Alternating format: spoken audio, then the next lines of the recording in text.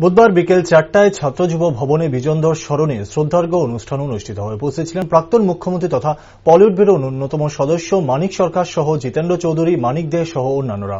বক্তব্য রাখতে গিয়ে মানিক সরকার বলেন, নতুন প্রজন্মের ছেলে মেয়েদের পার্টিতে আনার জন্য প্রচেষ্টা জারি রাখতে হবে। তিনি আরও বলেন, তারা যখন পার্টিতে নতুন যোগদান করেছিলেন তখন পশ্চিমবঙ্গ থেকে শিক্ষক এনে নির্দিষ্ট ক্লাস করানো হতো এবং তারা সকলে সেই ক্লাস করত।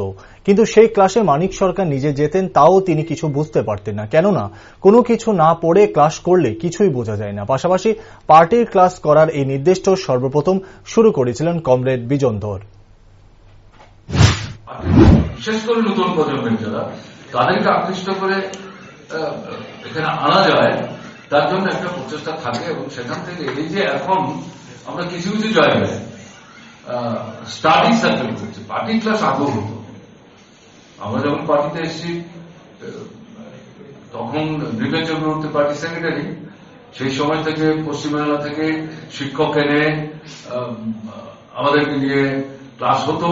আমরা যেতাম কিন্তু বুঝতাম না। আমি অন্তত আমার নিজের কথা বলছি, কিছু না পড়ে ক্লাস করলে তো ক্লাসটা বোঝা যায় না।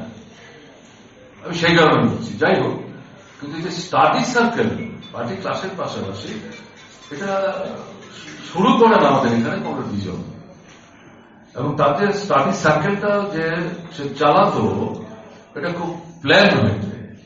বইগুলি বাছাই করে নিতেন এবং যখন তখন এটা মনে হচ্ছে নিয়ে নাও, এটা এরপরে ওটা নিয়ে এরকম না, কিভাবে সাজিয়ে এই বইগুলোকে বাছাই করে একটার পর একটা যদি আমরা আলোচনাটা সংগঠিত করতে পারি, তাহলে যারা এই আলোচনাটা শুনছেন তাদের মধ্যে একটা আইডিয়া সেখানে তৈরি হবে।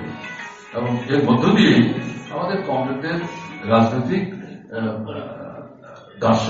দর্শনগত দিক থেকে এবং সংগঠনগত দিক থেকে একটা ধারণা তৈরি হতে সাহায্য করবে।